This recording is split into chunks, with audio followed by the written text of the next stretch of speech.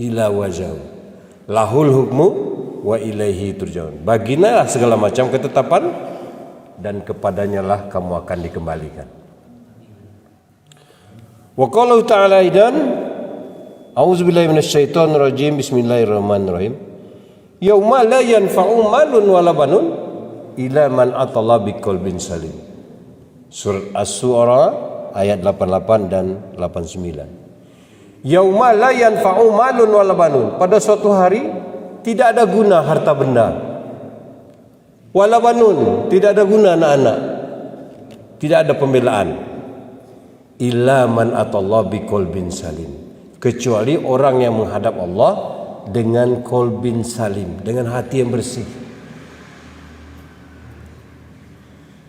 Bapak jemaah salat subuh dan ibu-ibu yang mulia, pada kesempatan ini seperti biasa izinkanlah saya memberikan nasihat.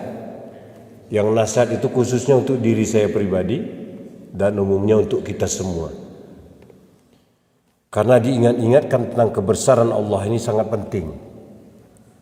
Apapun yang sering kita dengar, apapun yang sering kita lihat, ya, dia akan masuk ke dalam hati kita seolah-olah dia akan berkuasa. Ya. Maka sering-sering mendengar kebesaran Allah, maka akan selalu terasa dalam hati kita, dalam perjalanan hidup kita ini Allah yang berkuasa. Nah, tanda-tanda dunia ini sudah berkuasa apa? Kalau sudah timbul komentar, kalau ada duit pacak galau. Kalau sudah ada komentar seperti itu, ada keyakinan seperti itu dalam hati kita, itu tidak terasa dunia ini sudah masuk dalam hati kita. Duit tak pacak galau, Pak. Yang pacak galau-galau itu adalah Allah. Wa huwa ala kulli syai'in qadir. Dan Allah itu atas segala sesuatu dia berkuasa. Dia pacak galau-galau. Duit tidak pernah menciptakan seekor nyamuk pun, tidak ada. Ya. Maka duit tidak berkuasa. Ya. Uang itu hanya kertas, hanya logam. Nah. Ada orang sekarang yang rela mengorbankan apa saja untuk uang. Kenapa? Sudah ada dalam keyakinan dalam dirinya bahwa uang ini berkuasa. Nah. Maka hendaklah selalu kita mendengar. Ya. Kalau tidak bisa mendengar sehari itu dicari, ya, tentang kebesaran Allah, tentang kekuasaan Allah, sehingga dia selalu ada di dalam hati kita. Bapak jemaah dan ibu-ibu jemaah yang mulia, sebelum pesan-pesan Nabi disampaikan, sebelum Al-Quran dibacakan, maka saya mengajak kita semua untuk bersyukur. Bersyukur dengan Allah, bersyukur dalam arti yang sebenar-benarnya. Sebab syarat untuk menjadi orang berbahagia itu adalah dimulai dengan bersyukur. Semakin mudah kita bersyukur, semakin mudah kita berbahagia. Jarang bersyukur, sulit bahagia. Tidak bersyukur, tidak akan pernah berbahagia. Ya, ini boleh dicoba. Ya. Syukur itu bahasa Arab, artinya berterima kasih. Berterima kasih kepada siapa? Tentu saja kepada yang memberi. Siapa yang memberi semua ini? Dialah Allah. Nah, kesadaran bahwa Allah ini selalu memberi, itu adalah cara yang paling singkat untuk kita selalu merasa bersyukur. Bersyukur penting, jauh lebih penting lagi menyegerakan bersyukur. Nah, jangan nanti sudah anak-anak ini selesai kuliah baru bersyukur. Lama. Ya. Tunggu terkumpul duit 100 juta nanti baru bersyukur, alhamdulillah. Nah, itu terlalu lama, ya. Maka segerakanlah bersyukur. Bagaimana caranya? Tengok pada diri kita ini, pemberian Allah kepada diri kita ini yang dekat-dekat dengan kita. Jangan pikir yang tidak ada, yang belum ada. Nah, itu akan memusingkan nanti. Apa yang dekat dengan kita? Alhamdulillah bisa ke masjid jalan kaki. Alhamdulillah pagi hari ini bisa bernapas, tarik napas. Alhamdulillah. Nah, ya. Ada orang bernapas pada pagi hari ini pakai tabung oksigen. Nah, tiap hari harus bayar bernapasnya. Ya. Alhamdulillah. Nah, kalau mudah bersyukur, mudah berbahagia, maka yang lain ini akan menyusul. Ya. Kebahagiaan itu akan menarik kebahagiaan yang lain. Rezeki akan mudah. Ya. Kawan-kawan akan nambah. Ya. Begitu. Ya. Bagaimana praktek syukur itu? Putuskanlah pandangan tidak kepada diri kita, tidak kepada alam ini, tidak kepada manusia, tetapi kepada wujud besarnya Allah Subhanahu wa taala.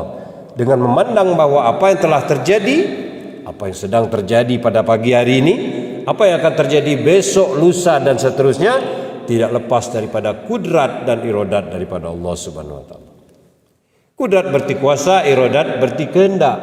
Tak satu pun di alam ini akan terjadi kecuali karena kuasa dan kehendak daripada Allah Subhanahu wa taala. Keinginan manusia tidak akan pernah berlaku kecuali bersesuaian dengan kehendak Allah. Kehendak Allah itu baik adanya, benar adanya. Nah, itu. Cuma kadang-kadang tidak sesuai dengan selera manusia. Tapi kehendak Allah itu baik adanya, benar adanya. Kalau ini sudah kita mantapkan dalam hati kita, maka masa lalu tidak perlu ada kekecewaan yang tidak berkesudahan, jengkel, benci hingga menjadi dendam, ya, penyesalan yang tidak habis-habisnya, tidak perlu. Masa sekarang tidak ada yang perlu digelisahkan. Masa depan tidak ada yang perlu dikhawatirkan. Semuanya dalam jaminan Allah Subhanahu wa taala. Tugas kita apa? Tugas kita taat saja kepada Allah. Selanjutnya salawat dan salam kita mohon kepada Allah agar disampaikan kepada Nabi besar Muhammad sallallahu alaihi wasallam, seorang rasul yang diutus untuk umat-umat sebelum kita yang hidup pada hari ini. Musim akan berganti, waktu akan berubah, ya, zaman akan berlalu, sampai lahir nanti bayi yang terakhir mendekati hari kiamat. Mengapa Rasulullah diutus? Tidak lain adalah untuk memperkenalkan hambanya ini kepada siapa Tuhan penciptanya dan mentaatinya, membebaskan manusia ini dari segala macam perbudakan keadaan, perbudakan uang, kekuasaan, jabatan, minta puji-pujian orang, bahkan penindasan manusia atas manusia. Bapak, ibu-ibu jemaah yang mulia, pagi ini kita mulai dengan sebuah pertanyaan. Apa yang dicari manusia? Yang dicari orang banyak ini. Jadi sekarang ini menurut data statistik sudah ada 8 miliar manusia di permukaan bumi. Nah, kulur kilir. Apa yang dicari ini? Pergi pagi pulang petang peras keringat banting tulang. Apa yang dicari? Yang tidak punya rumah mau rumah, yang belum punya motor mau motor, yang ternaknya satu mau dua ternaknya, ya. Yang belum ada pangkat jabatan mau punya jabatan. Tapi kalau ditanya apa sebenarnya yang mau dicari, maka jawabannya bisa seragam, Pak. Apa itu? Ketenangan batin, kepuasan jiwa, kebahagiaan. Nah, ya.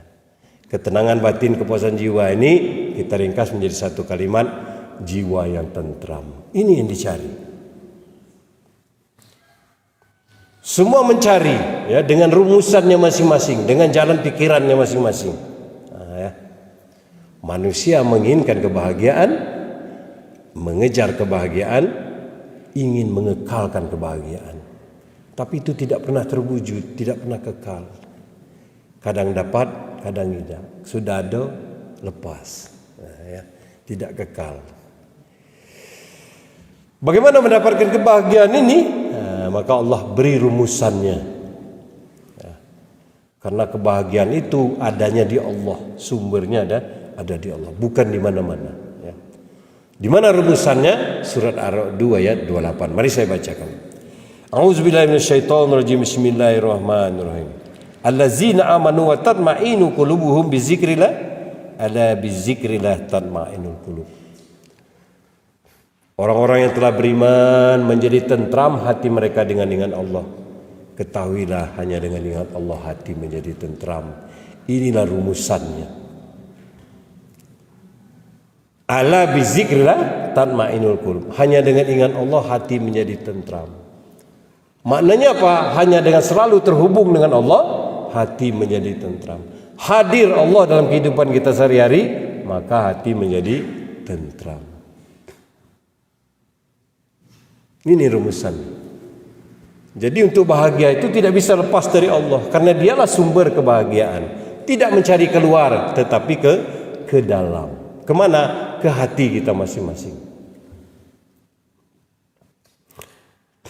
Kata Nabi, inna fil jasad mudghah, wa iza soluhat jasad kulluhu, wa iza fasadal jasad kulluhu. Di dalam rongga dada anak Adam itu, manusia ini ada segumpal daging. Kalau dia baik, maka baik seluruhnya. Kalau dia buruk, maka dia buruk seluruhnya. Situlah sumber kebahagiaan kita. Nah, ya. Di mana? Di hati kita masing-masing. Kalau bahagia ini bisa dibeli, maka orang miskin gagal bahagia. Kenapa? Sudah diborong orang kaya.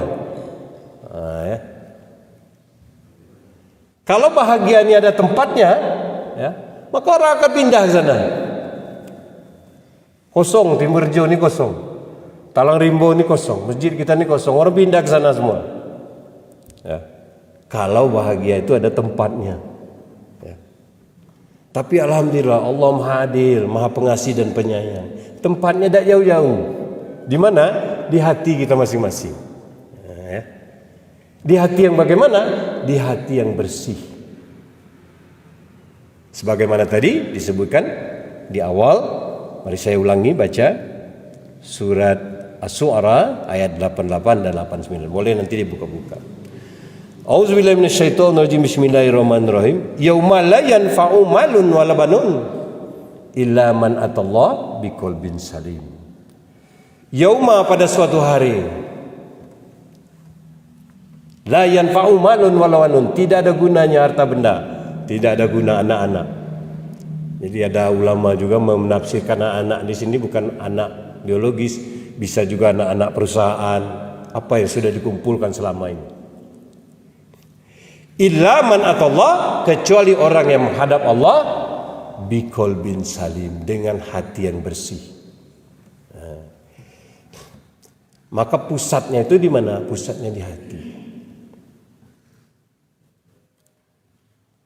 Karena tanpa sadar, nah ya, karena sekarang ini sudah begitu banyak informasi masuk ke dalam pikiran kita, masuk ke perasaan kita, terjadi kekacauan kadang-kadang. Kalau ditanya, ya, Bapak, Ibu cari apa di kehidupan ini? Cari bahagia. Dalam prakteknya tidak. Dia cari uang sebanyak-banyaknya. Karena apa? Karena dia merasa yakin dalam hatinya bahwa sumber kebahagiaan ini uang. Semakin banyak uang, semakin bahagia. Nah, itulah rumusannya. Padahal kalau cari bahagia itu gampang saja. Ya, tinggal bersihkan hati kita. Tapi kalau cari uang sebanyak-banyaknya, nah, semua akan babas bingkas nanti. Semua aturan akan ditabrak, akal akan dicari. Ya. Tipu halal saja, tipu boleh. Nah, ya. Uang bukan sumber bahagia, karena ini bisa kita uji. Apakah dengan banyak uang bisa bahagia? Bisa. Apakah tidak punya uang orang miskin bisa bahagia? Bisa. Ya. Banyak orang-orang yang miskin tidak ada punya apa-apa bisa tersenyum, bisa bahagia. Ya. Apakah tidak punya uang pasti tidak bahagia? Tidak. Apakah punya uang banyak pasti bahagia? Tidak juga. Banyak kita lihat, ya, di media massa kini sudah banyak. Di puncak karirnya, hartanya sedang banyak-banyak, dia terjun dari atas gedung 10 tingkat. Artinya apa? Uang bukan sebab untuk bahagia. Nah, ya. Duit ini bisa bersanding dengan bahagia, bisa. Jadi tinggal bersama, ini duit, ini bahagia, bisa. Tapi uang, duit bukan sebab bahagia, bukan. Nah, ini sudah kita uji tadi. Nah, ya. Jadi kalau mencari bahagia bukan keluar, tetapi ke dalam. Nah, ya. Di mana letaknya? Di hati kita. Di hati yang bagaimana? Hati yang bersih. Kalau pakaian yang kotor bisa dilihat oleh mata. Bagaimana hati yang kotor? Kata Nabi, likulli shay'in shaqalatun wa shaqalatul qalbi zikrullah. Segala sesuatu ini ada pembersihnya, kata Rasulullah. Pembersih hati itu adalah zikrullah, ingat Allah. Ingat Allah maksudnya tersambung dengan Allah. Hadir Allah dalam kehidupan kita sehari-hari. Kalau pakaian yang kotor bisa dilihat oleh mata, bagaimana hati yang kotor? Hati yang berisi dengan rusuh, resah, gelisah, takut, khawatir, ujub, takabur, riya. Dapat dikit rasa tak cukup, dapat banyak rasa kurang. Ini semua tanda-tanda daripada kekotoran hati. Dari mana sumber kekotoran hati ini? Dari kesalahan dan dosa yang kita buat.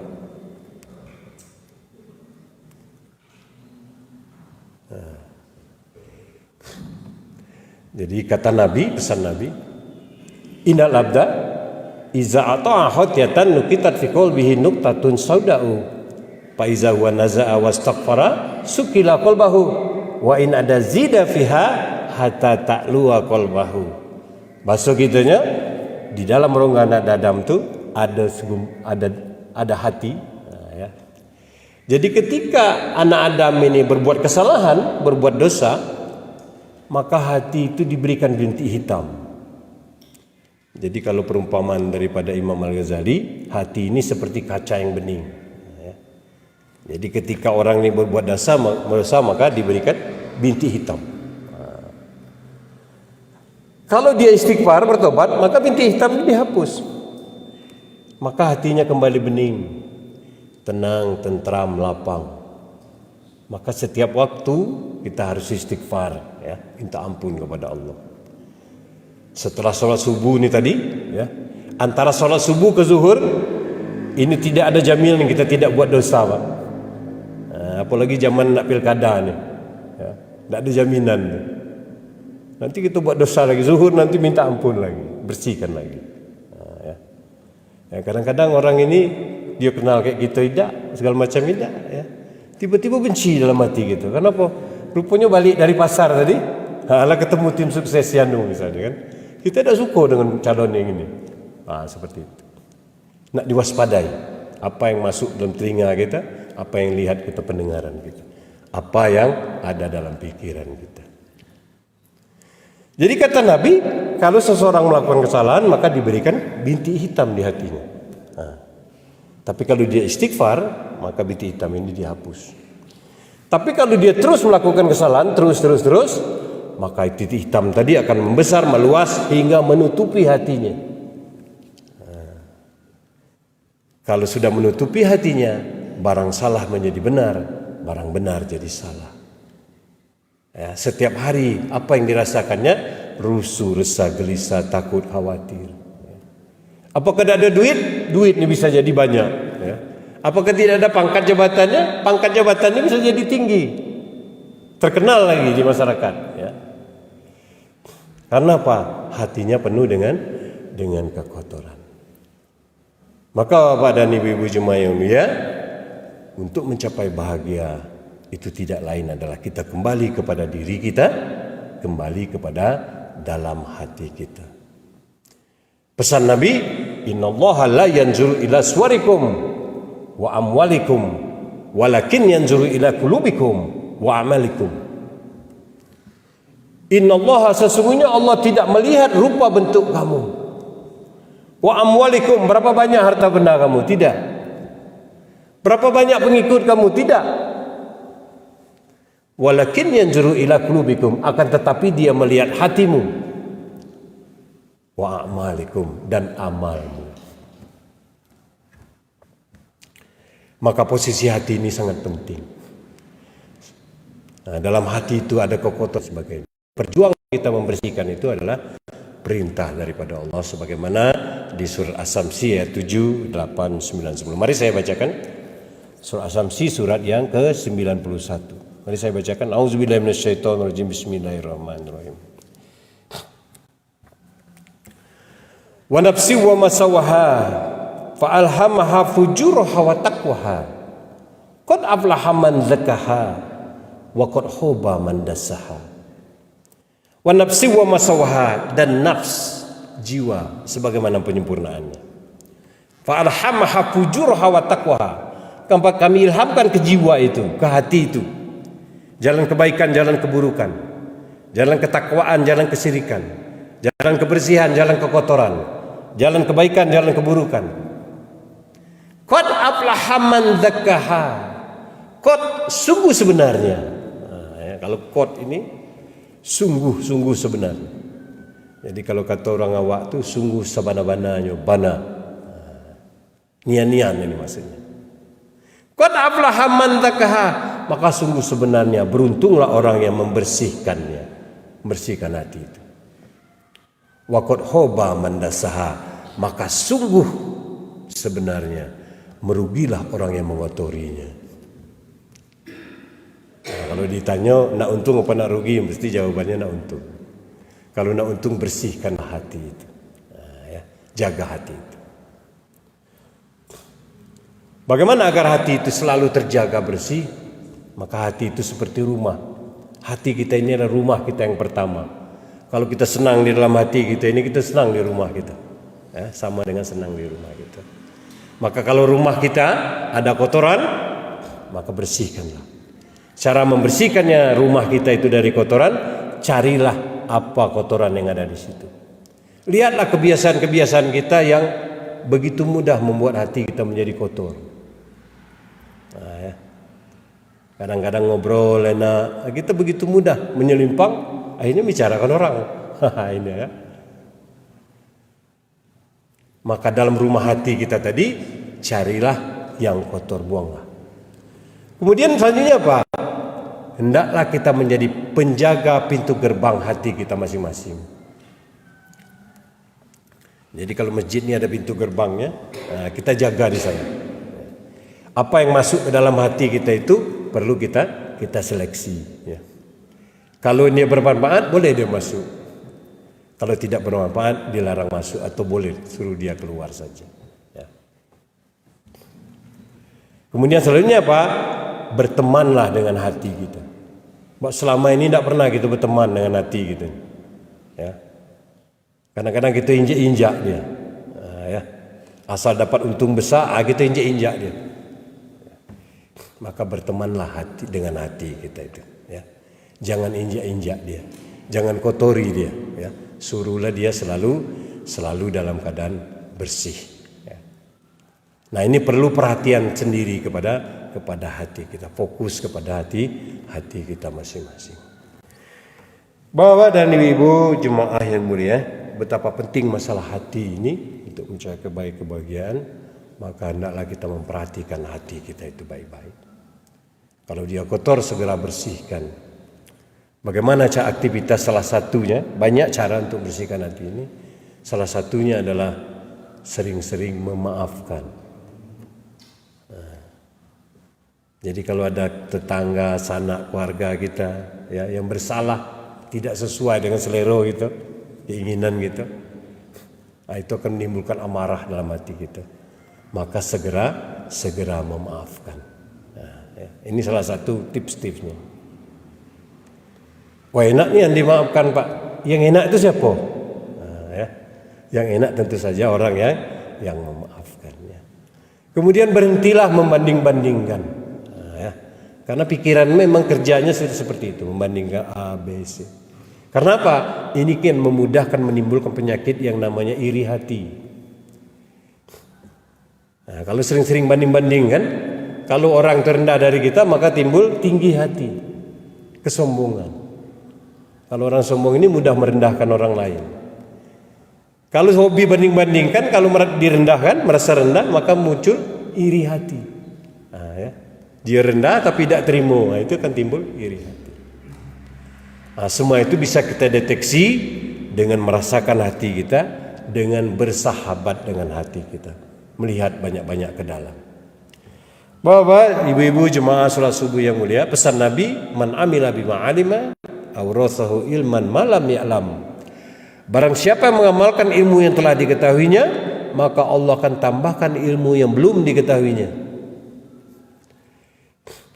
Maka mengetahui saja tidak cukup, ya. Menginginkan saja tidak cukup. Ingin bahagia, ingin hati ikhlas, sabar, tidak cukup, ya. Maka kita harus mempraktekkannya, mengamalkannya dalam kehidupan sehari-hari. Sabar itu tidak ada di masjid, Pak. Tidak ada di pengajian, tidak ada. Kapan sabar itu ada? Ketika Allah kirim orang yang menjengkelkan nanti. Nah, kirim orang yang menjengkelkan. Nah, disinilah fungsi sabar itu. Nah, ya. Ikhlas itu tidak ada di masjid, tidak ada di pengajian-pengajian. Ikhlas itu kapan? kita sudah miara ayam lama-lama hilang, dicuri orang. Nah, itu di situ ikhlas perlu, Pak. Nah, ya, waktu memberi itu perlu ikhlas. Maka tidak cukup kita mengetahui saja, tidak cukup menginginkan saja, maka kita harus mempraktekkan dalam kehidupan sehari-hari.